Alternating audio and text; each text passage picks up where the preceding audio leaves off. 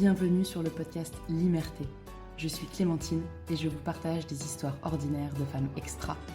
Ces dernières années, j'ai écouté de nombreuses heures de podcasts sur la maternité. Mais j'ai rarement entendu la voix de mères qui me ressemblent.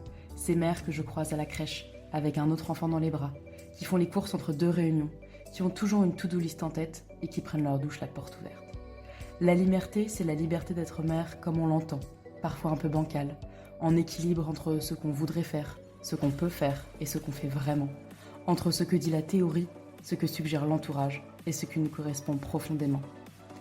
Plongez avec moi dans ces histoires de Limerté, des histoires un peu ordinaires de femmes extra qui sont mères du mieux qu'elles peuvent.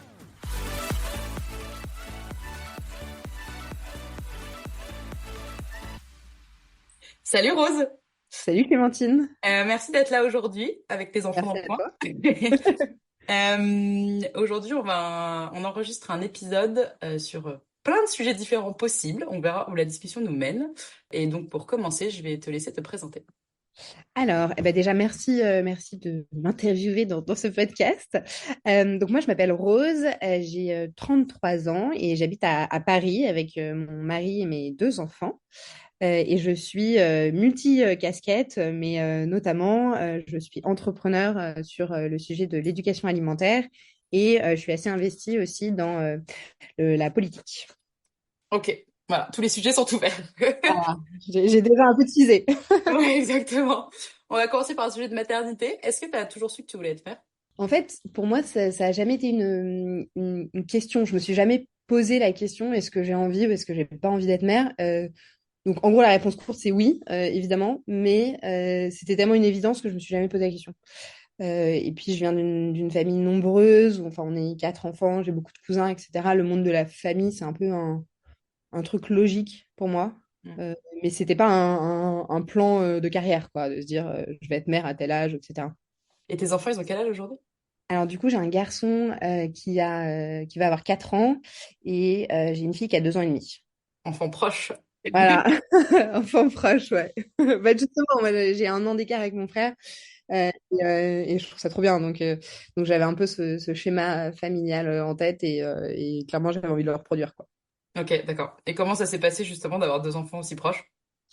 Bah alors, j'ai pas de comparaison. Enfin, je sais pas comment ça se passe d'avoir des enfants moins proches, mais euh, moins. En fait, ce qui a été dur, c'est au moment de la naissance de la deuxième, la gestion du premier, disons, Mm. qui du coup était en plein, enfin très rapidement en plein Terrible 2 enfin, anticipé. Mm. Donc ça, c'était très dur, mais c'était vraiment au moment de la naissance. Maintenant, in fine, je trouve ça très chouette parce que je les vois, et ils commencent à vraiment jouer entre eux. Je trouve ça vraiment cool. Donc le côté proche, in fine, je me dis, bah, ça se gère pas si difficilement. Et j'ai trouvé que c'était beaucoup plus difficile de passer de 0 à 1 que de passer de 1 à 2 aussi. Ah ouais, ok. Ouais. Alors c'est quand même galère aussi, mais c'est pas le même changement d'échelle, quoi, je trouve, en fait. Ouais, c'est vrai. Mais bon, de 0 à 1, t'es toujours deux adultes pour un enfant. Ouais, mais en fait, nous, on arrive à gérer 2 enfants autant qu'on arrive à en gérer un seul. Par contre, il y en a toujours un à gérer. Enfin, je veux dire, il y a un truc Mm. de. Évidemment, si t'es deux, c'est plus facile, t'en as un qui s'occupe d'un et l'autre de l'autre. Mais en vrai, tu peux aussi t'occuper de 2 enfants en étant tout seul. Enfin, moi, en tout cas, on y arrive. Donc, Ok. c'est pas tellement ça la difficulté pour moi. Ok. C'était quoi la difficulté de passer de 0 à 1? Alors, donc, du coup, pour reprendre un peu le truc, donc moi, en gros, quand je suis tombée enceinte, alors déjà, je suis tombée enceinte très vite, ce qui est génial, mais il y a un espèce d'effet où tu te dis, bon, bah, on va commencer à essayer d'avoir un enfant, mais ça va, j'ai un peu le temps. Et en fait, quand tu tombes enceinte le mois suivant, bah, t'avais pas prévu vraiment ça dans ta tête, d'une certaine façon. Donc, tu as un peu ce truc-là, même si derrière, tu as 9 mois pour t'y préparer. Ensuite, c'était pendant le Covid. Et donc, ça, c'était génial pour la grossesse. Moi, je trouvais ça super. Mais en revanche, c'était moins bien pour quand Alors, l'accouchement et la suite, il y avait un confinement. C'était pas le premier confinement, donc c'était moins ardos, mais c'était quand même. Tu vois, mes parents, ils ont rencontré mon fils, il avait plus d'1 mois, je crois. Mm. Ma belle-mère, elle l'a rencontré au bout d'une semaine, mais c'était illégal de venir me voir. Enfin voilà, donc vraiment pendant le premier mois, on était tout seul. Et donc en fait, tu passes, enfin moi en fait, donc autant par rapport à ta question, est-ce que tu as toujours voulu avoir un enfant? Pour moi, c'est une évidence. En revanche, il y avait un truc, c'est que je n'y connaissais rien parce que j'ai pas d'enfants dans mon entourage. Enfin, j'ai des frères et sœurs, mais bon, ils ont mon âge. J'ai pas de neveux et nièces. J'avais pas à l'époque de copains ou de copines qui avaient des enfants. Et donc, en fait, il n'y avait pas d'enfants de moins de 10 ans dans mon entourage. Je ne savais pas ce que c'était. Et je me rappelle que quand j'étais enceinte de 8 mois, on a déménagé. Et j'avais des copains qui sont venus avec leur fille qui avait 1 an et demi. Et j'ai dû la garder pendant 20 minutes, le temps qu'en gros, ils aident au déménagement. Et vraiment, alors qu'elle était adorable et qu'ils avaient prévu tous les jouets de la terre, etc., je me suis dit, mais je ne sais pas comment faire. Qu'est-ce que je fais pendant 20 minutes pour occuper cet enfant? Et là, vraiment, j'ai galéré pendant 20 minutes et je me suis dit, mais je vais pas enfin, je vais pas y arriver. Je veux dire, je sais pas gérer un enfant, je sais pas ce que c'est. Et pareil, quand j'étais enceinte, mon mari me dit, je sais plus, au bout de 3 4 mois, on commence à se préoccuper un peu des sujets d'accouchement. Et il me dit, bon, est-ce que tu veux la péridurale? Et je le regarde et je lui dis, la péri quoi? Je savais même pas ce que c'était. Mais vraiment, je n'avais aucune idée de quoi que ce soit en fait autour des sujets de maternité. À la fois parce qu'il y a un côté où ça m'angoisse pas, mais en même temps, un côté où vraiment j'y connais rien. Et du coup, tu as ce truc très dur de t'arrives absolument pas préparé. Alors, tu as pu peut-être avoir lu des trucs et tout, mais en fait, je l'ai pas tant fait. Et puis surtout, tu l'as jamais vécu. Tu peux avoir lu tout ce que tu veux, mais t'as jamais tenu un bébé dans tes bras. T'as jamais changé une couche de ta vie, enfin, ou t'en as changé une, t'avais 10 ans et c'était ton petit frère. Enfin, euh, vraiment, c'est un truc, je savais pas à quoi ressemblait une couche, en fait. Enfin, vraiment, genre, il y a 2 scratchs, je savais pas. Et c'est des trucs très bêtes, mais tant que tu l'as pas vécu, tu le sais pas. Et en fait, je vois aujourd'hui, j'ai plein de copains qui n'ont pas d'enfants qui me paraissent bien plus à l'aise que ce que moi je pouvais être au tout début, parce qu'en fait, bah, maintenant, tu commences à avoir un peu des bébés partout quand même à nos âges. Et donc, même si tu n'en as pas, tu as un peu vu, tu as déjà tenu potentiellement, même si tu n'as peut-être pas trop aimé, tu as déjà tenu un bébé dans tes bras. Enfin, et vraiment, je ne savais même pas ce que ça faisait de tenir un bébé de. Bon, en l'occurrence, moi, il faisait 4 kilos, donc ça allait, mais quand même, c'est quand même pas si gros. Et tous ces trucs, t'es pas. Voilà, j'ai pas le temps, quoi. Et donc, c'est ça, en fait, que je trouve qui était vraiment enfin, dur, je sais pas, mais très. Enfin, un peu compliqué à gérer parce que t'as pas du tout cette habitude et on te dit enfin tout est normal, tout va bien se passer et en fait tout s'est très bien passé mais enfin, par rapport à quoi? Tu vois, t'as pas de comparaison, t'en sais rien. Oui, ça a l'air de bien se passer, mais bon, s'il y avait un problème, est-ce que tu t'en rendrais compte? Voilà, et encore, moi, j'avais vraiment un bébé qui est né tout rose à 4,3 kg, donc franchement, il avait l'air bien portant, quoi. Qui a jamais été malade pendant les 2 premières années. Enfin, je voyais bien qu'il n'y avait pas de souci, mais bon, tu sais pas. Oui, t'as pas de point de comparaison, Pas de quoi. point de Ouais, je comparaison. vois. Et après, ajouter à ça, je trouve que tu as l'aspect, et ça c'est très personnel selon tes expériences, enfin, selon ta vie perso du moment, où nous, donc il y avait l'aspect Covid, mon mari venait à la fois de se reconvertir, donc il avait complètement changé de métier. Et il venait de perdre son boulot à cause du Covid. Donc, il avait retrouvé un autre boulot une semaine avant l'accouchement, mais du coup, c'était un nouveau boulot dans un métier qui était quand même très neuf pour lui, parce qu'il avait juste fait quelques mois. Et donc, il avait cette espèce de pression-là. Il pouvait absolument pas, enfin, en tout cas, il se laissait absolument pas la possibilité de rentrer un peu plus tôt.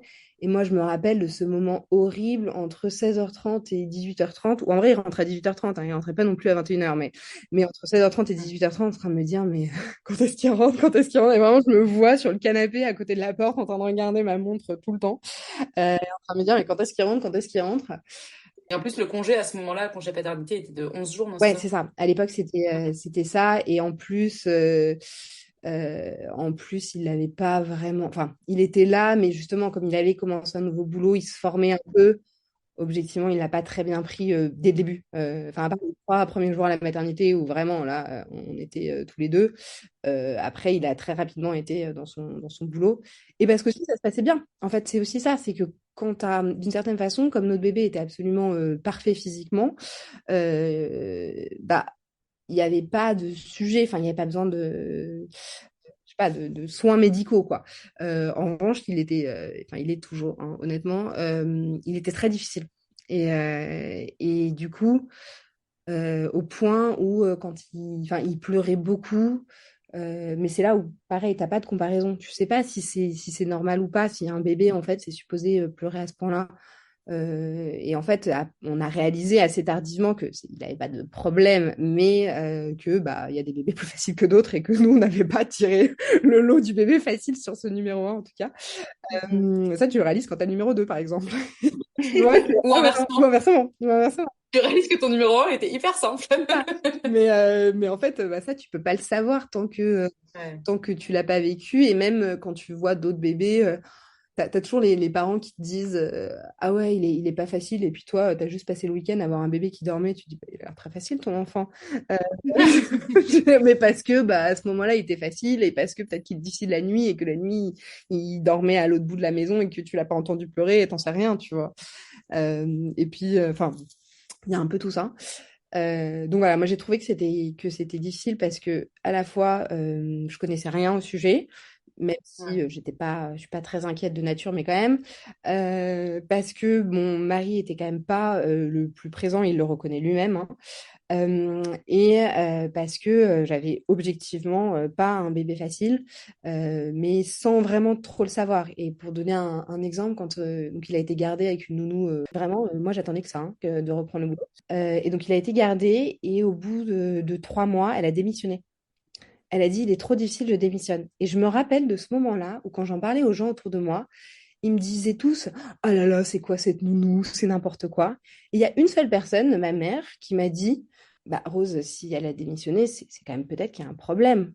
Enfin, et en fait, elle me le disait pas en reproche à nous, parce qu'en vrai, le problème, c'est pas de nous. Mais je me suis dit, bah voilà une personne sensée. Enfin, c'est-à-dire que tout le monde était sur le thème, oh là là, c'est quoi cette nounou, n'importe quoi, les nounous de nos jours, enfin un peu un truc dans le genre. Mm. Et bon, bah nous, on était ravis d'avoir un peu ce truc-là, parce qu'on n'avait pas envie qu'on dise qu'il y avait un problème, évidemment. Mais mais quand ma mère m'a dit ça, je me suis dit, bah ouais, en vrai, enfin, c'est pas normal. Alors peut-être qu'effectivement, en plus, j'en sais rien, elle était un peu bizarre, ou je sais pas, mais globalement, non. Enfin, c'est juste que c'était très dur et ça a été montré par le fait qu'elle démissionne, quoi. Mm. Voilà. Vous avez cherché après pourquoi il pleurait beaucoup ou... Bah, franchement, moi, je sais pas, j'ai un peu mes hypothèses. Je pense qu'il n'y avait pas de sujet. Enfin, il avait un peu le sujet du bébé, du petit bébé qui a des coliques, des reflux, des je sais pas trop quoi, où tu sais pas vraiment ce que c'est. Ben, il y en a qui en ont plus que d'autres. Bon, ça, et ça passe d'une certaine façon. Après, enfin, je pense objectivement qu'il y a une notion de caractère. Et, et un truc dont j'ai aucune preuve physique, mais je suis assez persuadée, c'est que je vois une corrélation très forte entre les parents et l'enfant. Et en fait, quand les parents sont un peu stressés, soit de base, soit pendant enfin, quand ils gèrent leur enfant, bah, en fait, l'enfant l'est. Et quand t'es plus cool, l'enfant est plus cool. Et je le vois vraiment chez mes copains, c'est frappant. J'ai l'impression que vraiment tous les potes qui ont des enfants compliqués, c'est des parents un peu stressés. Et tous mes potes qui ont des enfants faciles, c'est des parents qui sont pas stressés. Typiquement, enfin, moi, l'exemple que j'ai, c'est mes parents ou ma mère, elle me disait, ce qui met un peu la pression d'ailleurs, hein. Elle me disait, bah, toi, t'as fait tes nuits en sortant de la maternité. En gros, on a tous fait nos nuits au bout de 2 semaines, quoi. Mais en fait, ma mère est tellement pas stressée Mm. que, d'une part, je sais pas si c'est tout à fait vrai quand elle te dit ça. En vrai, ça se trouve, j'étais très pénible quand même les 3 premières années de vie, hein. T'as toujours l'impression qu'elle t'explique qu'on était tous les quatre des enfants parfaits, mais je suis pas sûre que ce soit vrai. Mais aussi, elle est pas du tout stressée. Mm. Donc, en fait, d'une part, je pense qu'elle le transmet au bébé, et puis d'autre part, quand nous, on pleurait, bah, elle disait ça va, quoi. Et potentiellement, elle nous laissait pleurer 5 minutes, là où moi, jamais, par ailleurs, je l'aurais fait, quoi. Et donc, là où je l'aurais pas fait, c'est pas forcément comme ça que j'ai envie de faire, mais aussi parce que ça m'aurait beaucoup trop stressé. Ouais. Elle était plutôt sur le thème, un bébé, je le mets le plus loin possible dans la maison, comme ça, je l'entends pas pleurer, quoi. Et Ouais. si vraiment besoin, je l'entendrai pleurer. Mm. Bah, en fait, oui, du coup, forcément, ton bébé, il est plus facile, puisque déjà, tu l'entends pas. C'est clair. Et quand tu l'entends, après, est-ce que c'est une bonne technique éducative? Je sais pas, mais quand tu l'entends, bah, ça arrive pas si souvent, quoi. Ouais, c'est clair. Oui, bah, mais pas de babyphone, comme ça, t'es sûr qu'il dorme, hein. C'est un peu cette idée-là, quoi. Donc, Mm. et ça, je trouve qu'il y a aussi beaucoup le discours Alors, moi, je l'avais pas, du coup, sur l'entourage, parce que j'avais pas de copains ou de copines qui avaient des enfants, mais le discours des parents, il joue beaucoup Alors, le mien, il est plutôt rassurant, hein, parce qu'il est plutôt sur le thème, tout va bien se passer, mais il joue beaucoup dans la perception que tu as de la maternité, de ton enfance, que quand même tes parents, tu les vois beaucoup au moment où tu as des enfants. Mm. Ça te rapproche, enfin, moi, j'ai trouvé en tout cas que ça rapproche beaucoup. Et puis, bah, en plus, tu as besoin d'eux, quoi. Donc, vraiment, tu vas les voir, etc. Et donc, ils voient ton enfant et donc, ils te font des remarques et des trucs comme ça. Et franchement, j'ai pas les pires sur le sujet, mais je pense que ça a un impact en fait assez fort. Parce qu'en plus, tu as confiance quand même en ce que tes parents disent. Enfin, voilà, c'est une autre relation, quoi. Mais Comment ça a changé ta relation justement avec ta mère? en fait, ça a créé vraiment une proximité qu'il n'y avait pas du tout. Parce que, en fait, moi, j'ai découvert une espèce de part d'elle que je percevais pas trop. J'ai toujours su qu'elle aimait les enfants et qu'elle aimait les bébés parce que je l'ai quand même vu déjà avec des enfants et des bébés et elle a toujours eu ce truc très. Enfin voilà, je suis pas dérangée par les cris d'enfants. C'est pas du tout par exemple t'es dans le train. C'est pas du tout le genre qui va faire s'il y a un bébé qui pleure. Au contraire, enfin limite elle va aller proposer de le promener. Puis de toute façon, elle a tellement pris le train avec deux bébés qui braillaient que je pense que vraiment, euh, voilà, elle peut pas dire grand-chose. Donc, il y a un peu ce truc-là de, tu découvres cette partie de comment, tu imagines un peu ta mère jeune, et tu découvres un peu une partie d'elle que tu visualisais pas trop. Et puis, ça te crée un sujet de conversation quand même. Qui est assez fort. Donc voilà, moi je trouve que ça nous a beaucoup rapprochés. Et d'un truc que enfin justement, comme moi j'avais pas du tout de référentiel, bah, quand j'étais enceinte, je lui posais pas non plus beaucoup de questions, mais en fait, le peu d'infos que j'avais, c'était un peu venant d'elle. Ouais, je comprends, c'est un peu la caution rassurante. Enfin, moi, je le vois encore aujourd'hui, c'est assez régulier quand je pense qu'il y a un problème ou que j'ai une question, c'est ma mère que j'appelle en premier, quoi. Ouais. Et puis t'as le truc où en fait c'est quelqu'un qui connaît bien tes enfants, qui les a vus vraiment, c'est-à-dire pas juste quelqu'un qui les voit de temps en temps un peu comme un copain et leur avis il est très éloigné, qui potentiellement l'a eu en vacances pendant une semaine, donc qui a vraiment qui a tout fait quoi, qui a pas juste fait les moments cool. Et du coup si Enfin, typiquement, moi, si je m'interroge sur un truc, je me dis, il y a un problème, je vais lui demander et je vais tenir compte de. Je vais avoir confiance en ce qu'elle me dit. Si elle me dit, il n'y a pas de problème, je vais lui dire, il n'y a pas de problème. C'est que moi, je réagis en pensant qu'il y en a un, mais elle, qui est quelqu'un de sensé, d'intelligent, elle n'en voit pas. Elle a pourtant passé une semaine avec eux, bah, c'est qu'il n'y en a pas, quoi. Enfin, il y a un peu ce truc-là, quoi. Quand t'as eu ton fils, t'étais pas encore entrepreneur. T'avais pris un congé parental. En gros, j'avais prolongé un petit peu le cours des maths, un peu sur l'idée que, alors à l'avance, en étant enceinte, je m'étais pas posé la question de est-ce que j'aurais envie de reprendre ou pas. Je m'étais juste dit, bah, je peux pas décemment faire un truc trop long. Donc, j'avais pas osé demander un truc plus long. Et la réalité, c'est que derrière, en fait, j'aurais pas eu envie, quoi. Alors moi, ce qui était très bien avec mon fils, c'est que en fait, quand je suis tombée enceinte, c'était en février 2020. Et donc à l'époque, on commençait à entendre parler du Covid, enfin, ça commençait à devenir sérieux. Et moi, je devais partir en février, fin février, en Amérique du Sud. Donc déjà, je devais prendre l'avion. Puis je devais aller dans des pays où il y a Zika. Et puis je devais aller voir je travaillais dans les énergies renouvelables, je devais aller voir une centrale solaire qui était à 5000 mètres d'altitude. Donc je devais passer un col, etc. Et donc j'apprends que je suis enceinte. Et en fait, comme je devais partir la semaine suivante là-bas, bah, j'ai été voir mon boss, avec qui j'avais des super relations, et je lui ai dit, bah, je suis enceinte. Donc, c'est la deuxième personne à qui j'ai annoncé que j'étais enceinte. J'ai annoncé à mon mari, après j'ai annoncé à lui. Parce qu'en fait, je lui ai dit, bah, je peux pas partir. Il y a déjà les aéroports, ça commence à devenir un peu flippant. Les gens commençaient à porter des masques un peu dans les aéroports et tout. Il y a ça, il y a Zika. Et moi, le truc qui m'inquiétait le plus, c'était le passage de col à 5000 mètres d'altitude avec un bébé du coup de 2 semaines dans le ventre, quoi. Et ma gynéco m'avait dit, vous pouvez le faire, mais franchement, est-ce que vous avez vraiment envie de le faire, quoi. Et du coup, bah, c'était très bien parce qu'en fait, il savait dès le début. Et puis en plus, j'avais le gros avantage que mon boss, c'était le PDG de la boîte, donc il n'y avait pas de niveau supérieur. Et en fait, après, il y a eu le confinement. Et pendant tout le confinement, mon boss savait que j'étais enceinte. C'était en mode télétravail, donc je pouvais faire des siestes à 16h30. Je faisais des siestes de 15h à 16h. Enfin, personne tu vois, ne savait que tu faisais des siestes, d'ailleurs, hein. Et donc, moi, j'ai trouvé ça très, très bien. C'est très pratique. Et après, quand je suis rentrée du coup de mon congé mat, alors j'ai changé de poste, mais pareil, c'était assez facile parce que donc je voulais allaiter. Enfin, j'allaitais du coup et je voulais continuer d'allaiter. Bah, j'ai dit à mon boss, j'ai envie d'allaiter. Comment faire?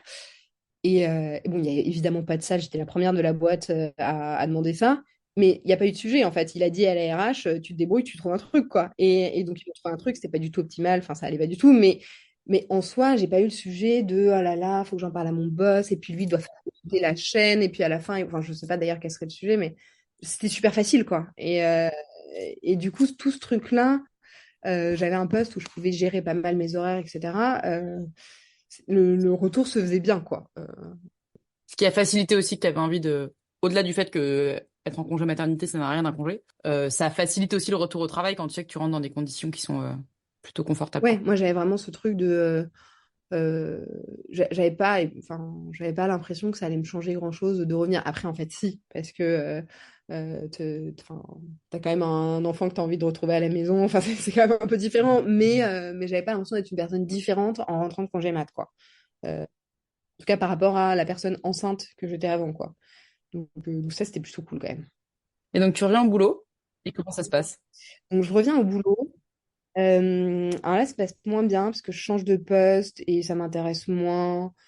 Et puis, bah quand même, par contre, j'ai senti que mes priorités avaient un peu bougé, quoi. Et moi, il y a un truc qui m'avait frappé, c'était l'histoire Mm. du mommy brain, là, ton cerveau qui change en étant enceinte, etc. Bon, je sais pas exactement ce qui se passe, mais j'avais effectivement un peu l'impression que les choses changeaient dans ma tête. L'allaitement, enfin le tir allaitement la journée, je trouvais ça extrêmement pénible parce que bah fallait quand même t'absenter 2 fois dans la journée. Et puis moi, c'était un truc qui était loin. Je devais appeler le PC sécurité pour ouvrir et fermer la porte, donc je devais les appeler 4 fois dans la journée pour leur dire de m'ouvrir la salle. C'était un peu pénible. Voilà, le truc allait plus trop, le poste m'intéressait moins. Enfin, et en fait, moi j'avais envie, enfin j'avais toujours eu envie d'avoir 2 enfants rapprochés. Et du coup, en fait, on a essayé très vite d'avoir la deuxième. Enfin non, d'ailleurs, on n'a pas essayé très vite parce qu'en fait, on savait que c'était pas possible parce qu'en fait, j'avais pas mes règles. Parce que quand t'allaites, enfin, ça dépend sûrement des personnes qui allaitent, mais moi, si j'allaite, j'ai pas mes règles. Du coup, c'est ça que ça a été pas mal parce que j'ai arrêté l'allaitement pour pouvoir tomber enceinte. Donc, j'ai pas du tout eu de blues d'arrêter l'allaitement parce que d'une part, je trouvais que le fait de tirer son lait était très pénible part, même si j'adorais allaiter mon fils, bah, j'avais un peu la carotte en face de pouvoir tomber enceinte et en plus d'ailleurs d'allaiter le bébé qui arriverait. Et par ailleurs, bah, du coup, j'ai arrêté d'allaiter. Le mois suivant, j'ai eu mes règles. Le mois d'après, j'étais enceinte. Ah ouais, efficace, quoi. Ah ouais, moi, ça rigole pas. Mais bon, là, au moins, j'étais préparée. Ouais. Parce que ça faisait 6 mois que j'étais en train de me dire, oh là là, quand est-ce que je vais enfin avoir mes règles, quoi. Enfin, j'ai jamais été aussi heureuse d'avoir mes règles que le jour où je les ai eues, là. Bon, depuis, je trouve ça pénible. Mais voilà. Et du coup, je suis retombée enceinte. Et donc, c'était un peu un moment où justement, j'étais en train d'envisager de partir de la boîte. Et au moment où je suis tombée enceinte, j'étais en train de négocier de partir de la boîte. Et en fait, j'ai pas dit tout de suite que j'étais enceinte parce que je voulais pas que ça impacte sur la négo. Bien sûr. Mais j'ai fini par le dire parce qu'en fait, ça impactait quand même sur la négo parce qu'en gros, je voulais partir avec un petit chèque et donc ça a quand même joué. Mais en fait, je me suis dit, bah, j'ai eu une interrogation de est-ce que je reste? Et en gros, je fais un peu rien pendant 6 mois mais je suis payée à rien faire, et puis je pars en congé mat, je suis payée pendant mon congé mat, et Mm. puis après, je reviens, mais en fait, je fais semblant de revenir parce que je sais très bien que ça ne sera pas pour très longtemps.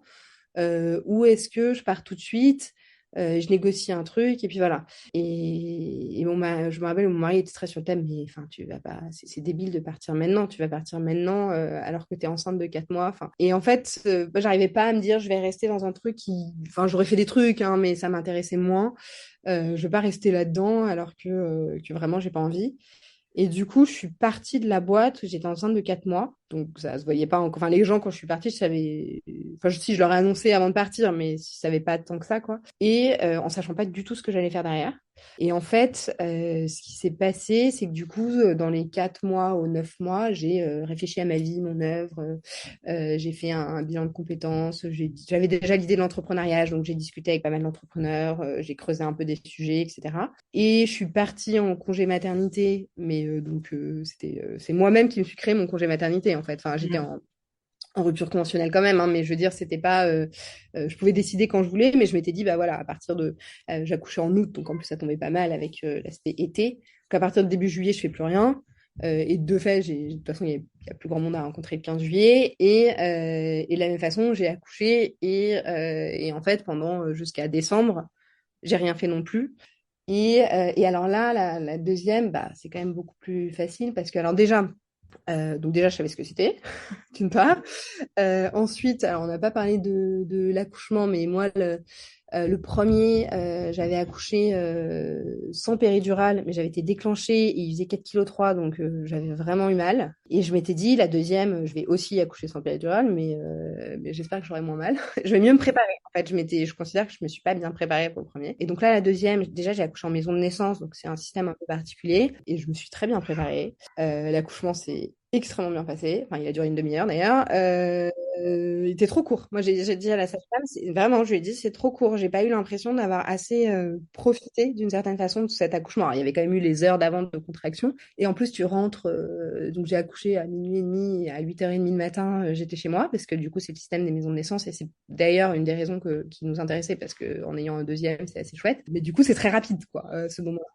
Et par contre, un truc que je n'avais pas anticipé, c'est que c'était août. C'était début août. Et du coup, il n'y avait pas école, enfin, il n'y avait pas crèche à l'époque, c'était pas encore l'école. Et du coup, mon fils n'était pas gardé. Là, ça, c'est l'enfer. Hein, le premier mois, là où c'est trop bien, parce qu'en fait, le bébé, enfin, surtout elle était facile. Bon, elle pleurait la nuit et tout ça, mais elle n'a pas fait ses nuits tout de suite, machin, mais globalement, ça se passait bien. Bah, ça va parce que t'es deux à gérer, puis enfin, t'as l'habitude du premier, donc enfin, moi je trouve que quand t'as le deuxième, tu te dis mais c'est tellement facile d'en avoir un seul. Ouais, Alors, c'est clair. c'est pas du tout ça quand on avait qu'un seul. Mais vraiment maintenant, quand j'ai des copains, c'est leur premier, je me dis c'est tellement facile votre vie Ouais. là. Je sais pas. Mais enfin en tout cas quand ils sont tout bébés, je veux dire le premier mois. Mm. Euh, mais là, en fait, on n'a pas du tout eu ça. Parce que Mm. du coup, on avait les deux. Et alors, le deuxième, il était dans sa phase plus il était déjà un peu avant la naissance. Mais alors, évidemment, la naissance a sûrement pas aidé. Et puis, on a fait l'erreur de partir enfin, chez mes parents. Mais ça, c'était une très mauvaise idée parce qu'on s'est dit, bah, on va aller on va sortir de l'appartement parisien, on va aller à la campagne et tout. Mais en fait, du coup, tu te retrouves à un endroit où la maison n'était pas très adaptée et en plus, t'es pas chez toi et eux ne sont pas chez eux. Enfin, lui surtout, parce que le bébé, je pense qu'il calculait pas grand-chose. Et en fait, ça, ce truc de se retrouver avec deux bébés, enfin un bébé et un terrible tout, dans un endroit qui est pas chez toi, pas tellement aidé. Enfin, c'était horrible. Donc, c'est pas tellement le bébé qui était dur, c'est juste le setup global. C'est marrant parce Voilà. que tu vois, j'en avais parlé aussi. Nous, alors moi, quand j'ai accouché de ma deuxième fin septembre. Donc la première était gardée la journée. Ouais. Et on avait trouvé ça effectivement très confortable de se retrouver de nouveau avec juste un petit bébé à gérer la journée. C'était facile, entre guillemets. Tu te poses plus de questions, tu gères le Exactement. truc, quoi. Mm. Et j'en avais parlé avec une personne qui, comme toi, avait accouché en été et qui, elle, avait trouvé ça génial que ce soit l'été, justement parce elle trouvait que ça avait permis de créer une relation entre ses deux enfants. Nous, je dirais que d'une part, il y avait l'âge Mm. de Niels, mon fils, qui avait 1 an et demi, donc tu as l'aspect où il était vraiment dur à ce moment-là. Et je trouve que enfin, pour moi, tu crées pas une relation sur le premier mois. Enfin, oui, il regardait dormir dans son berceau, mais il disait bébé, bébé, il était trop content, mais enfin, c'était pas plus que ça, quoi. Ouais. Non, moi, je suis partisane de faire regarder le premier hein, quand Ouais, bah vraiment, moi je me suis dit, tu vois, pour le troisième, je viserais de pas accoucher en août, quoi. Ouais, bah, c'est bien, comme pour toi, c'est efficace, tu peux planifier en plus, c'est facile. Ouais, voilà, c'est ça. C'est un peu ce que je me suis dit aussi. C'est bon, ça, je peux relativement bien planifier, c'est quand même une très grande Ouais. chance. Enfin, en dehors du fait de pouvoir planifier, mais donc voilà, moi j'ai trouvé ça très dur. Et ce que je trouve dur aussi quand t'as un deuxième c'est que tu fais des comparaisons. Et nous, il se trouve que la deuxième est vraiment très facile. Enfin, elle a plein de trucs pénibles comme tous les enfants, mais globalement, elle Mm. est très, très facile. Et, et en fait, du coup, tu compares beaucoup. Alors, quand ils sont bébés, enfin, c'est compliqué parce que tu vas pas comparer un bébé de un mois à un enfant d'un an et demi. Et puis tu te rappelles déjà même plus. Enfin, et puis de toute façon, un mois, même si elle est facile, ça reste un bébé d'un mois, donc c'est compliqué. Mais depuis qu'elle a, je pense, un an et demi, bah là, tu peux plus comparer. Et surtout, tu vois des trucs qu'elle fait que son frère fait pas, quoi. Enfin, dans le sens qu'elle fait positivement et que son frère fait pas, ou inversement. Et nous, par exemple, un exemple frappant, c'est le train, parce qu'on prend souvent le train. Et vraiment, mon fils, quand on devait prendre le train avec lui, enfin, c'était un peu l'angoisse. Et je me rappelle une fois, on était dans le train, il avait 7 mois, je crois, et il y avait un bébé à côté qui avait exactement le même âge, et ses parents étaient en train de lire. Vraiment, j'ai l'image des parents en train de lire avec le bébé qui joue un peu avec un petit truc. Et nous, on les regarde et on se dit, on était quand même deux avec un bébé. Et on se dit, mais comment il faut jamais on pourrait lire. Là, on est juste en train d'essayer de survivre pendant les 2 heures de train. Euh, et en fait, à l'inverse, je n'ai aucune appréhension à faire ça avec ma fille aujourd'hui, quoi. Et il y a vraiment ce truc de, enfin là, pour le coup, je pourrais lire avec elle, quoi. Euh, donc, il y a vraiment ce truc que je trouve assez dur, où tu compares, tu te dis, mais attends, est-ce que tu as un peu le truc de, est-ce qu'il est normal parce que elle fait comme ça et pas lui, enfin, ou inversement. En même temps, t'as pas envie de le dire et tu te reprends à. Tu veux pas le dire devant lui, tu vois. Tu veux pas lui dire, oh là là, mange avec ta fourchette, regarde ta petite sœur, elle le fait. Enfin, t'as pas envie de faire ça, mais tu le penses quand même un peu fort et à des moments déjà, tu le dis parce que bah, tu laisses ça passer et puis en tout cas, tu le ressens. Ouais, mais ça, je partage. C'est vrai que c'est dur de pas comparer. Et d'ailleurs, je trouve que, Mm. enfin, moi, je le vois avec mes filles qui ont 2 ans d'écart. Quand ça arrive, assez rarement, mais quand ça arrive que quelqu'un d'autre que moi fasse une réflexion à haute voix ou me dise, tu vois, en les comparant, pas forcément méchamment, mais juste fasse une comparaison, je vois à quel point ça me gonfle. Et alors, je suis en mode, ne compare pas mes enfants. Et en même temps, je suis là, non, mais je sais que je le fais tout le temps dans ma tête et c'est horrible. Enfin, comme tu dis, à chaque fois, je me dis, stop, c'est pas les mêmes enfants. Elles ont pas du tout le même caractère non plus. Et donc, je comprends bien ton point. Et tu vois, je me demande tout à l'heure, tu parlais du fait que les enfants reflètent un peu l'humeur des parents.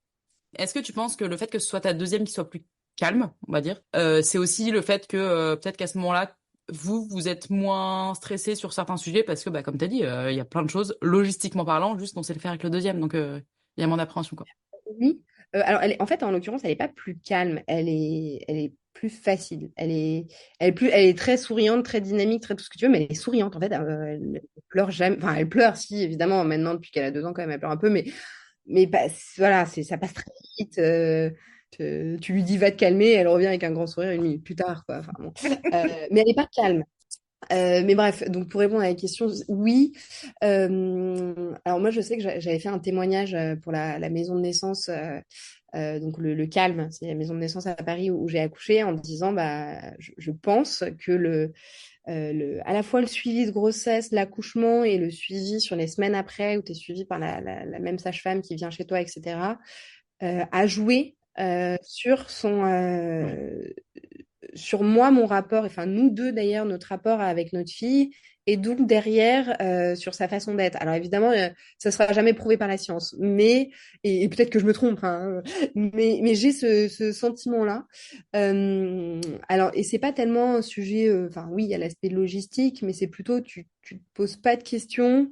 Les choses te paraissent faciles en fait, aidé par le fait que par ailleurs, c'est pas si compliqué. Et alors aussi, mais ça c'était déjà le cas le premier, que nous on a des enfants en parfaite santé, donc qui n'ont jamais été malades en fait. Mm.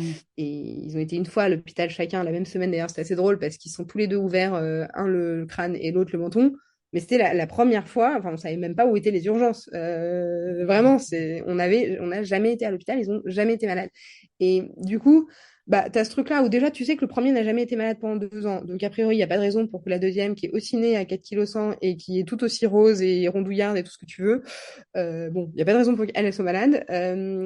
Donc, t'as pas du tout cette angoisse de est-ce qu'ils vont avoir la jaunisse, la bronchiolite, la machin. Ils pourraient l'avoir, hein, mais tu as quand même moins ce truc-là. T'as pas du tout enfin, tout est déjà prêt chez toi, si tu veux. Enfin, voilà, tout est organisé comme il faut. Mais c'est aussi, enfin, en dehors de l'aspect logistique, une certitude par rapport à toi de savoir gérer. Tu te dis, Mm. bah, j'ai très bien géré le premier, je gérerai très bien la deuxième. Mm. Et de fait, tu gères très bien, tu vois. Mm. Et ça revient au truc de bah, j'avais jamais vu un bébé de ma vie avant de tenir mon fils dans les bras. Et du coup, bah, tu avais un peu quand même cette question de est-ce qu'on va y arriver? Et on y est arrivé. Et du coup, bah, la deuxième, tu te poses même pas la question, quoi. C'est clair. Ouais, c'est vrai, c'est vrai. Et tu Même sais, pour- sur ce truc de naissance, comme tu dis, ce sera jamais prouvé, mais moi, je suis assez convaincue aussi que, enfin, la manière dont l'enfant naît sur Terre va quand même, franchement, influencer sa vie plus tard, quoi. Et c'est pas du tout déterminant, et enfin, je dis pas, voilà, c'est comme ça, mais je pense que quand on apporte un peu plus de soins à la naissance, et ça veut pas dire forcément accoucher chez soi, dans une piscine, je ne sais quoi, c'est juste l'intention qu'on met dans l'accouchement, je pense qu'effectivement, c'est pas la même arrivée sur Terre, quoi. Après, ce que je trouve, c'est dans l'autre sens de pas s'en vouloir. C'est-à-dire que tu vois, mon fils, il est né. Donc on était à la maternité des Bluets, qui est une maternité à Paris très physiologique, machin. Pareil, physio, je savais pas ce que ça voulait dire avant d'accoucher. J'avais appelé ma cousine qui est sage-femme, elle m'a dit alors il y a cette maternité qui est physio. J'ai dit quoi? Ouais, je sais plus ça, et donc qui était très physiologique.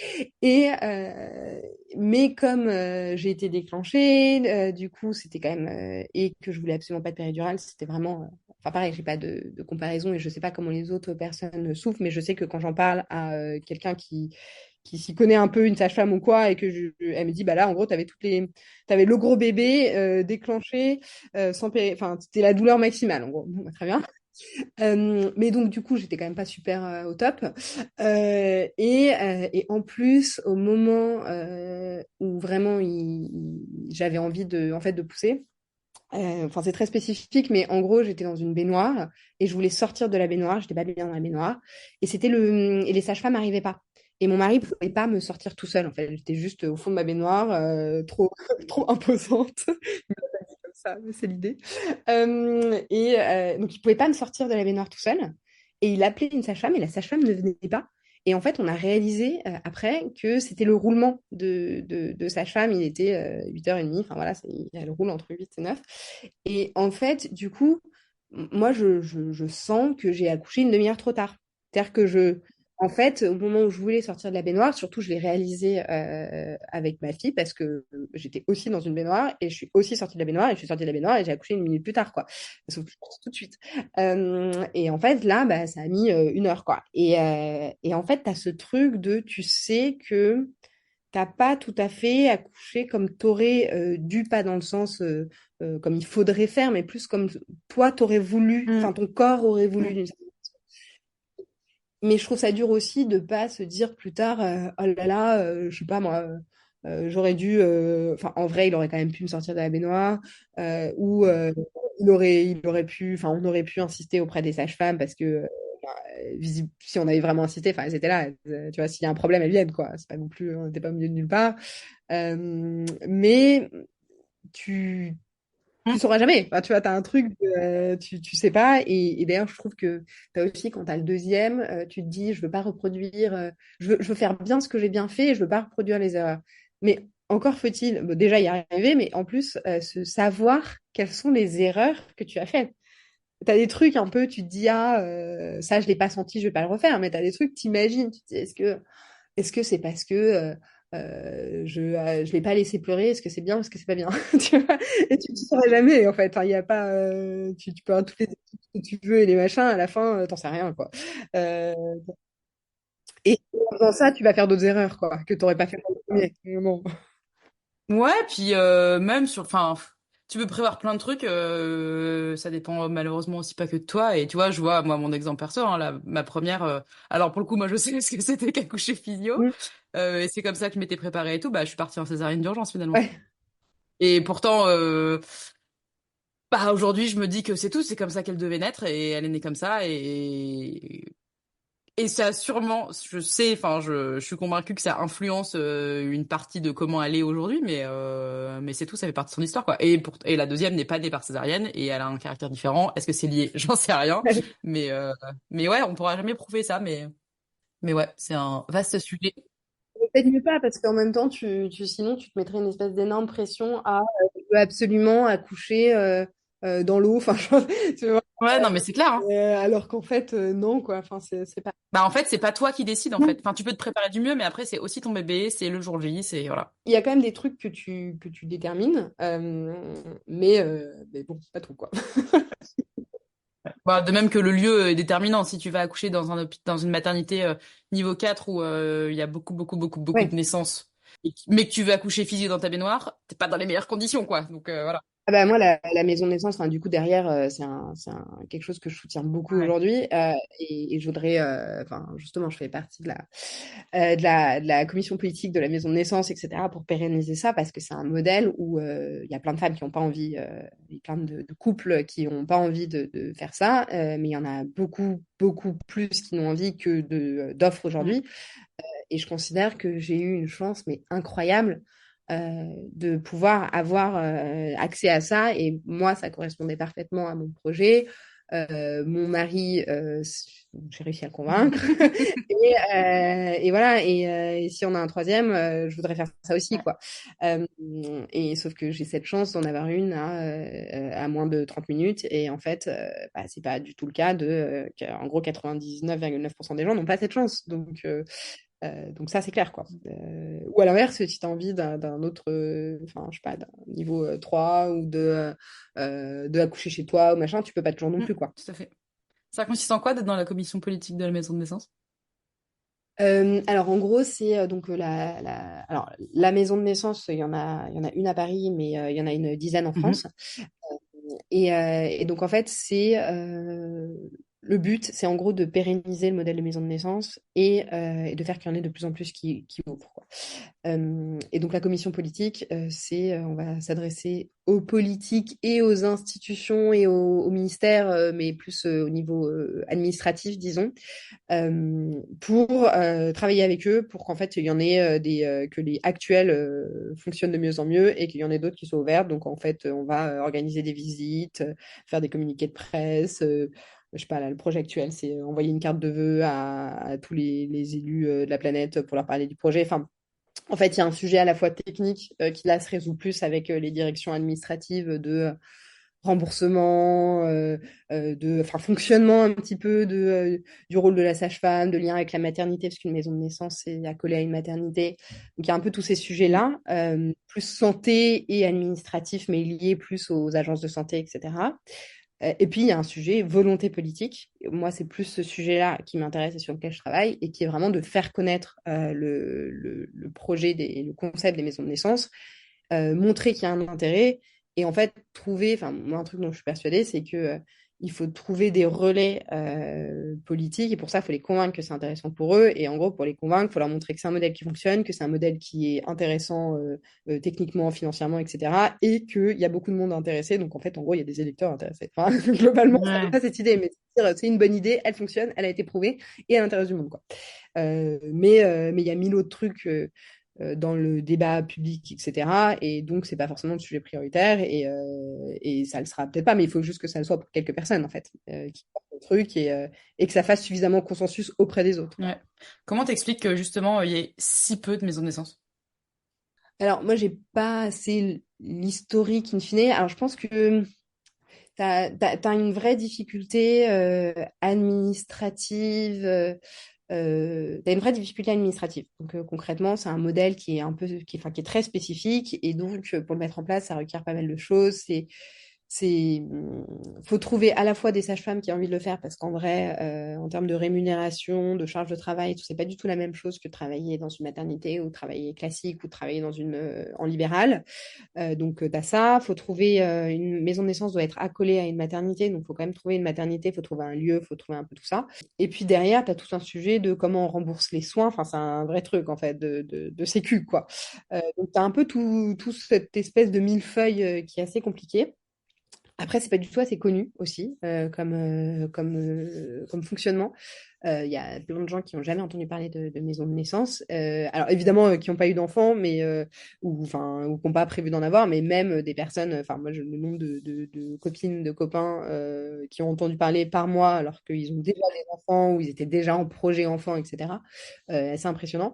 Donc il y a ça. Et puis après, il y a toujours l'aspect idée reçue sur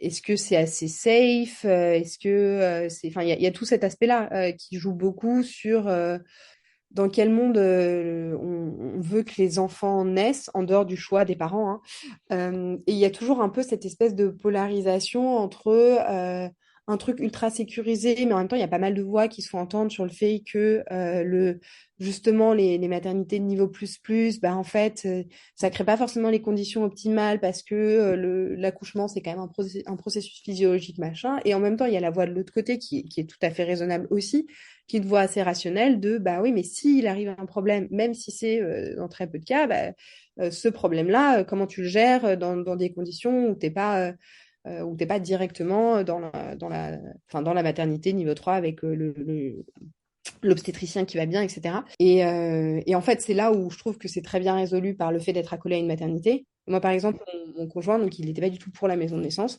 Et ce qui l'a convaincu, bon, déjà, c'est que moi, j'en avais vraiment envie et qu'à la fin, c'est quand même moi qui accouche, mais c'est notre enfant. Donc, c'est pas un choix que je pouvais faire tout seul. Et c'est aussi que quand on a visité la maison de naissance, la sage-femme, elle a ouvert une porte, elle a dit, bah, vous voyez, là, c'est l'ascenseur et au-dessus, c'est la salle de naissance. Donc, il a vu que, en fait, la salle de naissance était littéralement à 30 secondes. Mais c'est toujours à plus que 30 secondes versus si tu es dans une salle de naissance classique. Donc, t'as toujours cet aspect-là où c'est évidemment un choix des familles, mais en fait, les systèmes de santé, les politiques vont avoir leur mot à dire et ça va pas dépendre uniquement du choix du couple qui se dit bah, est-ce que je préfère, enfin, voilà, qu'est-ce que j'arbitre entre eux, je préfère quelque chose d'assez physiologique parce que je pense qu'en fait, ça comporte moins de risques. Ou est-ce que je préfère quelque chose de très, très médicalisé parce qu'en fait, je pense que ça comporte moins de risques. Ou est-ce que tout simplement, bah, une maison de naissance, typiquement, t'as pas de péridurale. Donc, ça, c'est pas possible. Donc, en dehors de l'aspect risque, il faut aussi avoir envie d'accoucher de péridurale, mais finalement, c'est pas le cas de tout le monde, quoi. Ouais, bien sûr. Mais en fait, le vrai sujet aujourd'hui, c'est que les familles, elles ont pas vraiment le choix. Enfin, elles ont pas toujours le choix, justement. Non, Parce que oui, comme c'est tu ça. disais, il y a une dizaine de maisons de naissance en France et selon où on habite, on n'a pas forcément le choix de là où on va accoucher, quoi. Une dizaine de maisons de naissance qui font quelques dizaines d'accouchements chacune, hein. Ouais, À c'est pour ça. l'échelle du nombre d'accouchements, des 200 000 et quelques accouchements annuels en France, c'est rien. Ouais. C'est vraiment Un grain de rien, sable, rien quoi. du tout, quoi. Ouais. Mais il pourrait y en avoir beaucoup, beaucoup plus, mais encore faut-il les mettre en place. Et puis il faut aussi enfin ça, c'est un peu comme tout nouveau projet qui se lance, il faut qu'il y ait des gens qui se mobilisent pour le faire éclore. Donc en fait, il faut qu'il y ait des sages-femmes ou des usagers, des usagères qui en fait aient l'énergie pour le lancer quelque part. Parce qu'une maison de naissance, elle va pas fonctionner sans sage-femme. Donc typiquement, même si tu as plein de parents ou futurs parents qui ont envie d'une maison de naissance, mais qu'en fait, il n'y a pas de sage-femme qui ont envie de fonctionner dans ce modèle, Mm. tu peux pas avoir de maison de naissance, hein, tu vas pas les forcer. Et, Ouais. du coup, bah, rien que ça, il y en a plein qui sont motivés, mais il faut quand même les trouver, il faut avoir et puis il faut, bah, d'abord, Ouais. c'est des dossiers à monter, des machins, des bidules, quoi. Ouais. Donc, Ok, donc en plus de ta casquette de maman, tu as cette casquette d'engagement politique. Et le sujet au départ, on a fait une énorme parenthèse, mais c'était bien intéressant comme discussion. On parlait de l'entrepreneuriat et de un peu ton chemin et tes échanges quand tu étais enceinte, puis ta pause de congé maternité, et quand tu as décidé de te relancer, on va dire, professionnellement. Tu avais le sujet d'entrepreneuriat en tête. Qu'est-ce qui s'est passé? Comment tu as avancé là-dessus? alors, moi, en fait, ça faisait déjà quelques années que j'avais le sujet de l'entrepreneuriat. Dans mon poste, encore avant, j'avais envisagé de monter une boîte, mais j'avais pas les moyens ou même tellement, enfin, j'avais pas tellement l'idée, etc. Et donc là, c'était un peu le moment parce qu'en fait, enfin, je trouve que c'est jamais le bon moment. Donc, en fait, Mm. il y a un jour, tu dis, OK, j'y vais, quoi. Mm. Il n'y a pas des plans encore pendant 10 ans, parce que sinon, tu n'y arriveras jamais. Donc, Ouais. ça, c'était le cas, par exemple, pour avoir des enfants et pour avoir une deuxième. Et puis, c'était le cas pour partir de ma boîte et pas attendre encore végéter pendant un an. Et c'était le cas pour se lancer dans l'entrepreneuriat. Et ça a été le cas aussi pour la politique, on parlera après. Et donc, sur l'aspect entrepreneurial, je me suis dit, OK, je me lance, mais dans quoi? Moi, le sujet qui est super important pour moi, c'est tout ce qui est autour des enjeux liés à l'écologie. En fait, c'est quelque chose où c'est pas uniquement que ça m'intéresse en tant que tel, je trouve que c'est vital, en fait, et qu'il faut proposer des produits, des offres, des services qui améliorent les conditions, enfin, qui améliorent l'environnement, en gros. Et qu'en fait, si tu veux ne pas complètement aller dans le mur, bah, tu peux changer tes comportements, etc. Mais encore faut-il donner les moyens aux personnes, aux citoyens de le faire. Et donc, pour ça, bah, il faut qu'il y ait des offres attractives qui en fait permettent, je sais pas moi, les alternatives à la viande végétale, enfin à la viande qui sont végétales, bah, ça permet à des gens qui auraient consommé de la viande de manger de la viande végétale. Bon, voilà, on est pour, on n'est pas pour, mais au Mm. moins c'est une alternative. Ou, les trucs, la lessive en vrac, c'est une alternative. Enfin Mm. bref. Voilà, moi je crois beaucoup au fait qu'il faut proposer des alternatives. Et donc, j'avais plusieurs sujets qui m'intéressaient autour de l'écologie. Je travaillais dans les énergies renouvelables, donc j'ai quand même regardé pas mal ce qui se passait sur les sujets d'énergie. Tout ce qui est autour des déchets, de l'économie circulaire, etc., ça m'intéressait aussi. Puis il y avait un truc qui, moi, me passionne depuis toujours, c'est l'alimentation. Et du coup, j'ai aussi pas mal réfléchi à qu'est-ce que je pourrais faire autour de l'alimentation. Il se trouve qu'à ce moment-là, donc c'était quand j'étais enceinte de la deuxième, j'avais déjà donc mon fils qui avait un an et demi, et donc qui était en plein dans enfin, ça faisait 6 mois qu'on vivait diversification alimentaire et compagnie. Et j'ai écouté un podcast, justement, quand j'étais enceinte de 8 mois, c'était pas très longtemps avant d'accoucher, où il y avait une personne qui parlait de l'éducation alimentaire et de ce qu'elle faisait avec ses enfants autour de l'alimentation, etc. Et moi, ça faisait 4 mois que je cherchais un peu un sujet, une idée, un truc qui me fasse un peu vibrer. Et là, quand je l'ai entendu, je me suis dit, ah, ça, c'est vraiment... Là, j'ai senti le truc, quoi. Mm. Bon, sauf que j'étais enceinte de 8 mois et que j'ai accouché la semaine suivante. Donc, j'ai rien fait à ce moment-là. Mais c'est resté. Et en fait, quand enfin, quand ma fille a commencé à être gardée, donc je considère en gros que le congé mat, c'est terminé. Bah là, j'avais en gros mon sujet qui était, il y a quelque chose autour de l'éducation alimentaire, de comment est-ce que, en fait, les comportements alimentaires des enfants se développent. Ça a un impact énorme sur la santé, sur l'environnement, sur l'aspect sociétal aussi, tout ce qui est autour du repas, etc. Mais je savais pas du tout comment j'allais le faire. Je me suis juste dit, voilà, il y a un sujet. J'ai envie de proposer quelque chose autour de ça. Et après, en fait, j'ai creusé qu'est-ce que moi, Rose, je pourrais proposer. Et donc, je me suis d'abord demandé, OK, c'est quoi un peu mes contraintes et mes envies. Et par exemple, tout de suite, je me suis dit, bah, il y a un truc qui m'intéresse, ça serait de créer un lieu autour de ça. Mais en fait, ça, c'est pas possible parce qu'il faudrait que ça soit ouvert le week-end. Et moi, j'ai des enfants en bas âge en plus, donc vraiment, je vais pas travailler le week-end. Mm. Tout ce qui est présentiel, atelier, machin, bah, ça fonctionne pas parce qu'il faudrait faire ça le week-end ou pendant les vacances scolaires, etc. Bon, je vais plutôt créer un produit, typiquement. Ok, moi, l'aspect produit, ce que je vois dans le marché, c'est qu'il y a un gros besoin entre 3 et 7 ans parce que en fait, avant, c'est vraiment plus au niveau du bébé, mais l'enfant n'est pas acteur. Mais le parent peut faire des choses, mais l'enfant n'est pas acteur. Et après, il existe des choses, mais c'est déjà un peu tard. Et en fait, les comportements alimentaires, ils se développent vraiment dans les 6 premières années de vie. Donc, et pourtant, il y a très peu de choses qui sont faites. Donc, je vais plutôt essayer de me concentrer là-dessus. Mais du coup, un enfant de 3 ans, bah, il ne sait pas lire. Et puis, qu'est-ce qui fonctionne? Qu'est-ce que montre la recherche? Qu'est-ce que me disent toutes les personnes que j'interroge, les parents, les machins? Et bon, le truc, enfin, il n'y avait pas trop de suspense, hein. Tout de suite, on m'a dit, c'est le jeu, c'est le ludique. Et donc, en gros, j'ai creusé un peu, j'ai creusé le truc, mais je me suis pas direct dit, je vais lancer, donc ce que je fais aujourd'hui, je vais lancer un jeu sur l'alimentation pour les 3-7 ans, quoi. C'était pas du tout ça, la réflexion, c'était dans l'autre sens. Et donc, j'en suis arrivée à me dire, bah, il faut que je trouve un moyen de rendre l'alimentation ludique pour les 3-7 ans, avec cette idée de le faire sur tout le cycle de vie d'alimentation. Donc, pas uniquement ce que tu as dans l'assiette, mais comment c'est produit. Donc, ça commence à l'agriculture et ça va jusqu'à qu'est-ce que ça devient à la fin. Donc, si tu l'ingères, tout ce qui est autour de la digestion, ou si tu l'ingères pas, tout ce qui est autour de l'anti-gaspi, du compost, etc. Mm. Ok. Donc ça, j'ai commencé à travailler là-dessus donc en janvier 2023. Et donc pendant quelques mois, j'étais sur cette phase de réflexion, etc. Après, j'ai fait un premier test en fait avec un premier produit l'année dernière, en octobre 2023 du coup. Et puis après, je me suis associée, enfin, j'ai rencontré quelqu'un avec qui j'avais envie de m'associer. Donc, on s'est associés, on a un peu changé le produit, etc. Et là, il y a quelques semaines, on a lancé notre tout premier produit sous notre marque à nous deux qui s'appelle Coquillette Club. Et le produit en tant que tel, donc c'est des aventures en quête pour les 3-7 ans autour de l'alimentation. Et l'idée, c'est que tous les mois, les enfants reçoivent chez eux une enveloppe avec à l'intérieur des expériences à faire autour de l'alimentation. Tous les mois, il y a un thème différent et ils vont avoir 3-4 activités à faire en cuisine avec un espèce de fil rouge un peu gamifié, un peu enquête, des cherche et trouve, c'est des activités assez simples en fait, hein, c'est vraiment avec des ingrédients du quotidien, mais nous on organise tout ça et on le rend sympa parce qu'il y a un fil rouge, qu'il y a un univers, qu'il y a des petites énigmes à résoudre, etc. Et qu'il y a une progression aussi parce qu'en fait, tu as le mois numéro 1 et puis tu as le 2 le 3 et en fait, tu as une espèce de régularité, c'est pas un truc que tu fais une seule fois. Donc voilà, et donc ça, on a lancé ça il y a quelques semaines, Coquillette Club. Génial.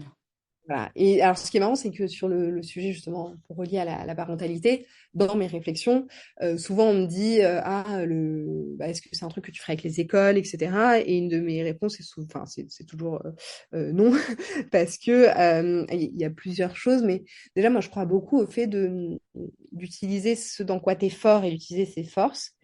Et donc, moi, à l'époque où j'ai commencé à réfléchir, donc avant même de m'associer, mon fils avait pas encore 3 ans. Et ma fille avait genre 2 mois, enfin 4 mois et demi. Et du coup, déjà, j'étais pas encore dans ce monde-là, le monde de l'éducation nationale. Vaste monde. Dans le monde merveilleux de la parentalité, mais j'étais pas dans. C'est encore un monde différent quand tes enfants entrent à l'école. Ouais. Vraiment, je trouve qu'il y a un monde quand tu tombes enceinte. Là, déjà, c'est un monde nouveau. Ouais. Tu commences à discuter avec des gens qui t'avaient jamais discuté avant, des collègues et tout, juste parce que ils ont des enfants. Ce qui est vachement bien d'ailleurs, je trouve. Hommes, femmes. Après, t'as des enfants, tout court, bébé, machin, et puis tu discutes avec les autres parents avec leur bébé dans la poussette, et tu dis, ah, comment il s'appelle, machin, bon, bref. Et après, t'as le monde d'après qui est le monde de l'école. Mais du coup, j'étais pas encore dans ce monde de l'école. Et donc, c'est un monde que je connaissais pas et que je connais d'ailleurs toujours pas tellement. Et par contre, le monde que je connaissais, c'était le monde de la famille, quoi. Enfin, même si mes enfants, ils avaient pas encore tout à fait l'âge, je voyais bien ce que c'était que d'être un parent avec des enfants, le monde de l'alimentation, le monde du foyer, quoi. Et du coup, ça me parlait plus que d'aller essayer de faire des trucs avec des écoles dans le cadre très spécifique et assez compliqué de l'éducation nationale ou du privé d'ailleurs, mais voilà, des cadres assez spécifiques. Euh, donc bref, voilà. Ok. Et du coup, les aventures, elles sont construites aussi pour que ce soit un moment d'échange entre l'enfant et le parent.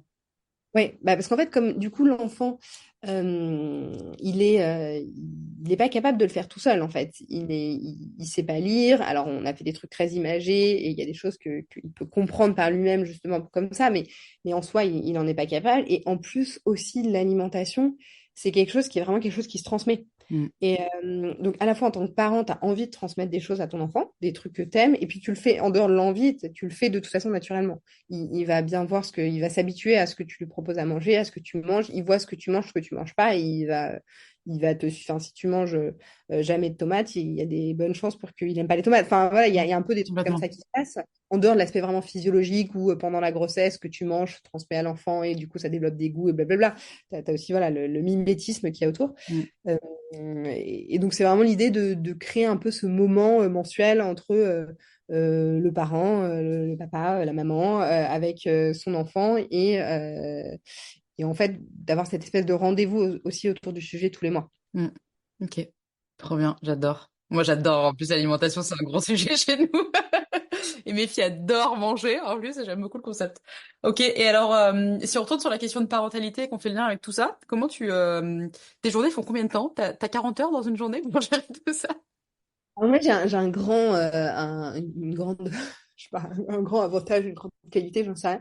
J'ai beaucoup d'énergie je trouve de l'énergie dans le fait de faire plein de choses. C'est un peu bizarre d'une certaine façon, mais au début de ma carrière, je travaillais en conseil en stratégie chez McKinsey. On bossait jusqu'à tard le soir. Et je me rappelle qu'une fois, j'étais sur un des pires projets qui soit, et on m'a proposé de faire un projet, même pas un pro bono, enfin un truc en gros où t'es pas payé pour le faire, tu fais ça gratuitement bénévolement, donc sur ton temps de loisir, pour la création d'un musée d'art brut dans le sud de la France et tout. Enfin, le projet, je trouve ça trop cool. Alors que j'étais vraiment sur le pire projet de la Terre, bah en fait, j'ai demandé à faire ce projet-là en plus, mais qui vraiment n'était pas sur mes heures de travail. C'était vraiment tu faisais ça le soir quand tu avais le temps et surtout le week-end. Et en fait, pour moi, j'ai un espèce de fonctionnement un peu bizarre où quand j'ai beaucoup de trucs, eh ben, j'ai besoin de faire encore autre chose pour m'échapper, m'évader. Enfin, en fait, j'ai besoin de ne pas être concentrée sur une chose. Et donc, par exemple, typiquement, sur mon congé maternité, quand j'étais concentrée sur mon fils, et ben ça, je trouvais ça très dur parce que j'avais besoin d'autre chose. Alors, en plus, pas du tout aidé par le fait que Covid et Mm. machin, donc je pouvais voir personne. Mais aussi, de toute façon, enfin, mes potes, ils bossaient, quoi. Je pouvais pas les voir la journée, tu vois. Donc, bon, il y avait ce truc-là aussi, quoi. Donc, en fait, t'as ce truc Enfin, voilà, moi, j'ai besoin de faire plein de choses différentes et j'ai beaucoup d'énergie et j'ai ce modèle aussi où mes parents ont toujours fait beaucoup de choses. Et voilà, donc pour moi, c'est un peu ce qui me donne de l'énergie, c'est de faire des Ok. choses, en fait. Et après, sur l'aspect, comment tu conjugues un peu. Alors déjà, je suis pas toute seule à élever mes enfants et mon mari, pour le coup, autant sur les premiers mois du tout premier congé maternité, c'était pas dingue, autant maintenant, euh, il commence à la même heure que moi le matin, il termine à la même heure que moi le soir et il y a vraiment zéro sujet et enfin, je ne me reconnais pas du tout dans le truc de c'est toujours la maman qui va chez le pédiatre ou ce genre de truc, quoi. Moi, c'est vraiment et c'est hyper genré sur certaines choses, dans le sens la répartition des tâches, hein, en mode c'est lui qui bricole et c'est moi qui choisis des vêtements. Enfin, clairement, là, on est complètement genré. Mais en termes de charge, de gestion des enfants, ou même globalement de gestion de la maison, etc., on est hyper équitablement répartis. Et même, je pense qu'il en fait plus que moi, je suis même sûre. Mais voilà, c'est pas non plus, c'est à peu près équitable, etc. Donc on est quand même deux, Mm. vraiment, sur le sujet. Et en fait, moi, j'ai vraiment un fonctionnement de, bah, fondamentalement, mes enfants, la journée, ils sont gardés, Mm. quoi. Donc, en vrai, la journée, elle commence même plus tôt qu'avant, parce qu'elle commence à 8h30 là où avant, j'arrivais plutôt au boulot à 9h. Je bosse de chez moi, donc bon, j'ai un peu plus de temps. Elle finit vraiment à 18h. Il n'y a pas de sujet. Mais à la fin, ça fait quand même une vraie journée, quoi. C'est pas rien. Donc voilà. Après, je pense que le sujet, c'est plus une question de gestion de ton énergie. Moi, il y a un truc que j'ai jamais trop compris, c'est toutes ces personnes qui me disent, ouais, je finis tôt, mais je rebosse après avoir couché mes enfants. Et en fait, il y a plein de gens qui font ça, je suis hyper admirative, parce qu'en fait, moi, quand j'ai couché mes enfants, j'ai la motivation pour aller à des événements et des trucs comme ça, mais j'ai pas du tout la motivation de sortir mon ordi. C'est vraiment, si je sors mon ordi, c'est pour regarder Netflix. Ouais. Tu vois, genre, et il y a beaucoup, beaucoup de parents qui me Ouais. disent et ça fonctionne très bien pour eux et c'est génial. Mais et pareil, j'ai rencontré une entrepreneur il y a pas longtemps qui me dit moi, je suis plutôt du matin, donc je bosse avant que mes enfants se réveillent. Alors bon, là, ils se réveillent un peu tôt, mais sinon, d'habitude, ça va. Ah, mais moi, je suis fatiguée, je dors la nuit. Enfin, tu vois, genre, j'ai du mal à me lever à 7h30 le matin, tu vois. Genre, je suis Mm. fatiguée. Donc, elle doit se lever à 6h. Mais pourtant, elle a des enfants, donc elle doit pas avoir des nuits super reposantes non plus. En plus, je crois qu'elle a vraiment un enfant petit. Enfin, elle a deux, mais dont un petit. Enfin, ça, c'est un truc par rapport au sommeil, en fait, d'une certaine façon. Je comprends pas trop. Mais je pense que chacun a un peu ce qui lui donne de l'énergie. Et en fait, c'est un peu un sujet de savoir ce qui, toi, fonctionne pour toi Mm. et qu'est-ce qui te draine et qu'est-ce qui t'apporte de l'énergie. Et en fait, selon les gens, c'est pas la même chose. Et donc, tu vas voir des gens faire des trucs et tu te dis, mais comment ils font? Et d'autres, c'est l'inverse, quoi. Et moi, ça m'a donné l'énergie de faire certaines choses où mon mari me dit, mais genre, je comprends pas. Et Ouais. inversement, quoi. Ouais. Mais c'est vrai que c'est un bon. Enfin, je trouve que quand on bosse comme ça enfin, pour soi à son compte, ça vaut le coup de prendre ce temps de se poser la question quand est-ce qu'on est efficace, quand est-ce qu'on bosse mieux, parce qu'on gagne vraiment du temps dans la journée. Après, tu vois, mon point est presque plus en dehors du rythme, parce que le rythme, enfin, j'entends bien le truc de trouver les moments dans la journée qui fonctionnent bien, etc. Mais ça, je trouve qu'avec des enfants, c'est compliqué, parce que Mm. moi, le moment où je suis le plus efficace, c'est le matin, mais je ne peux pas, je suis pas, enfin, je peux rien faire avant 8h30, Oui. ou alors ça sera haché, parce que je pourrais faire un truc genre entre 7h et 8h, enfin, entre 6h et 7h, et entre Ouais. mais aussi, moi, un moment où j'ai remarqué que j'étais très efficace, c'est évidemment à 17h45. Ce qui est très mauvais parce que du coup, je me mets dans un truc à fond. En général, quand mes enfants arrivent à 18h15, je suis à fond dans un truc. C'est un Ouais. moment, c'est toujours un moment où je suis à fond. Mais bah, ça, je peux pas. Tu vois, Ouais. Mm. au moment 18h-20h où je sais qu'en fait, je suis assez efficace, bah, je peux pas l'utiliser. Mais donc ça, bon, c'est oui, tu peux un peu te poser ces questions, mais après, tu es limité par tes propres Ouais. contraintes logistiques.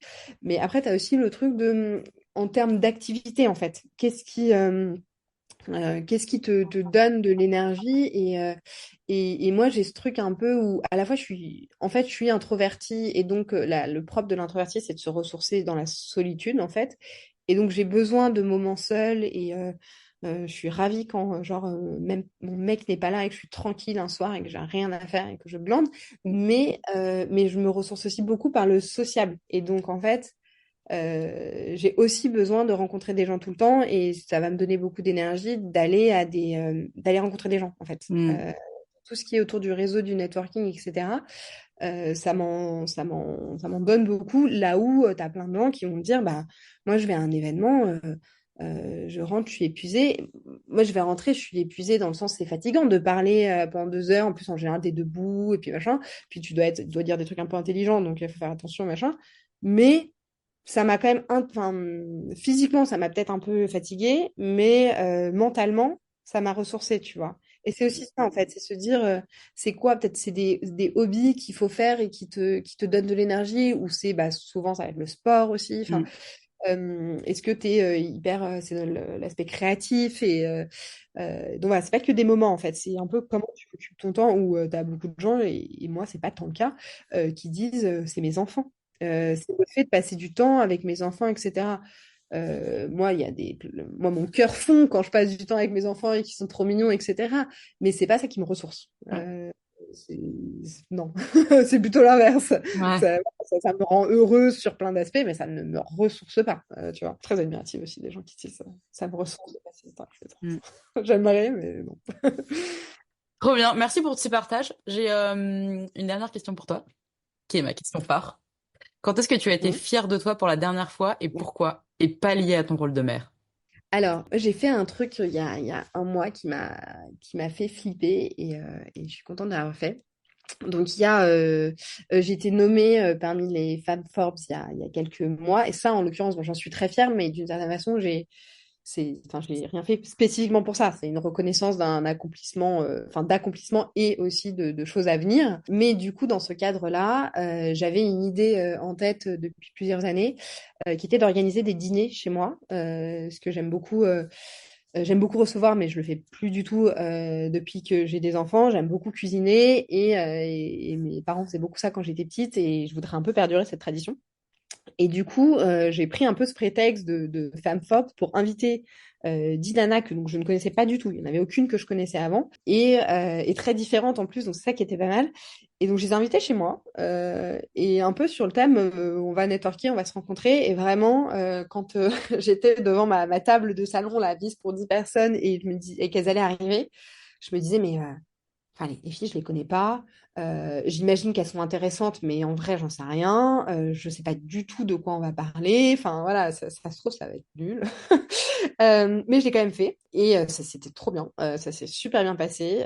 C'était vraiment très chouette parce que du coup, comme on était très différentes, on faisait des choses très différentes, mais in fine, tu avais cet aspect où tu découvres un peu, tu sors un peu de ton petit écosystème. Tu as un truc en commun très fort parce qu'en gros, tu es 10 femmes assez engagées, ambitieuses, tout ce que tu veux, mais sur des mondes très différents. Et en fait, en faisant ça, j'avais une idée en tête et ça l'a confirmé, qui est que je voudrais faire ça de façon régulière. Et en fait, enfin, je pense que ma fierté, c'est d'être passée à l'action, tu vois, de s'être dit, t'as un Mm. espèce de truc que tu as envie de faire. Donc, en l'occurrence, moi, c'est d'organiser des dîners sur des thèmes avec, là, c'était 10 femmes, mais ça serait mixte et le thème changerait tous les mois, avec des gens que je connais, mais enfin, c'est pas tellement mes potes, quoi. C'est plutôt des gens que je connais un peu. Et puis derrière, j'imagine aussi aller chercher des gens que je connais pas du tout, des personnes un peu visibles, etc. Donc, qui te font un peu flipper à recevoir chez toi, tu vois. Euh, et, euh, et ce truc de je l'ai fait. Donc au départ c'était une idée dans un petit Notion où j'avais fait une liste, mais en fait ça s'est passé réellement, j'en ai une preuve et je vais le refaire. Bah Mm. voilà, ça j'en suis hyper fière et bon bah du coup je vais le refaire. Voilà. Félicitations. D'autant plus pour une introvertie, purée, chapeau. Hein. Ouais, bah après je suis une introvertie sociable. Les gens en général, Ouais, mais quand quand je leur même. dis que je suis introvertie, ils sont un peu étonnés, mais vraiment. Ouais, ouais, sacrée action. Trop bien. Félicitations d'avoir fait. Ouais, merci. Trop bien. Et ben merci beaucoup pour tous ces partages. Je mettrai dans la description du podcast le lien vers Pocket Club pour que tout le monde puisse aller s'amuser avec ses enfants et découvrir l'alimentation. Merci beaucoup, Rose. Merci.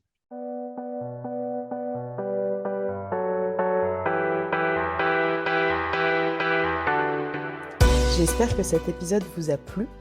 Si c'est le cas, je vous invite à mettre 5 étoiles et à vous abonner au podcast sur votre plateforme d'écoute. C'est le meilleur moyen pour lui donner de la visibilité et permettre à d'autres femmes d'écouter ces histoires. Je vous remercie pour votre écoute et je vous dis à très bientôt pour de nouvelles histoires ordinaires de femmes extra.